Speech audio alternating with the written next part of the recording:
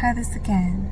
Take 5 or however many. I don't even know. I've lost count at this point, but more than 2. Welcome back to my channel. I wanted to talk about masculinity and femininity. I feel like somehow they became assigned genders. Like men are supposed to be masculine and women are supposed to be feminine. And while I do feel like there's some truth to that, and there are times when we need to be more masculine or feminine, we being both men and women.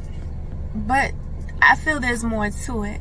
I like to study different belief systems, spirituality. In those practices, you learn about meditation, yoga. You also learn about the laws of nature, the cosmic laws or the laws of the universe, what's called duality, and polarity, meaning that there's polar opposites, or there's polar sides of a spectrum, such as left and right, masculine and feminine.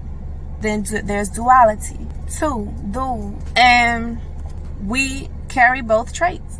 There are masculine aspects of me as well as feminine aspects of me.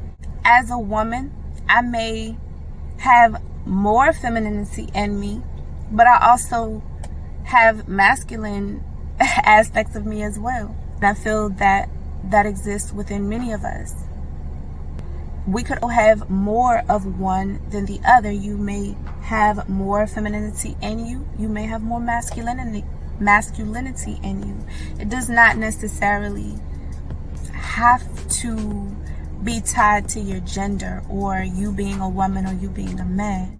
There are women who feel like they can't speak a certain way, or they shouldn't cuss, or they should dress a certain way. And then men have certain expectations of them as well. Somehow these things came about, and I feel that that's more societal, and that you should learn who you are. The more you tap into self and really learn to connect with that and develop a sense of purpose or reason as to why you do those things, why you are that way, what is really you, as opposed to the conditioning of you, or who you've become, who you want to be, who you truly want to be, who you need to be, or how you need to be.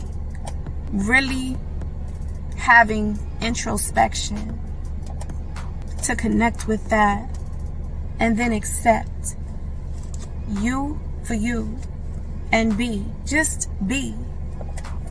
You don't have to be who society wants you to be. You don't have to be who this person wants you to be, how people perceive you. Others may perceive you as something that may or may not be true. That's not your concern.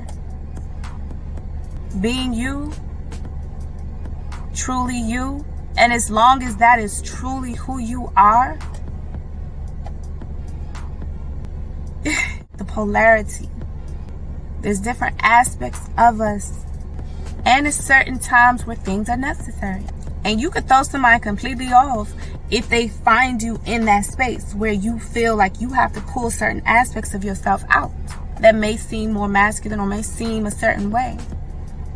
Like I said, even for myself, I know who I am. I know who I want to be and who I'm becoming.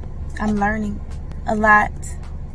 I know that that's subject to change whenever I choose and as I develop. And I'm okay with that.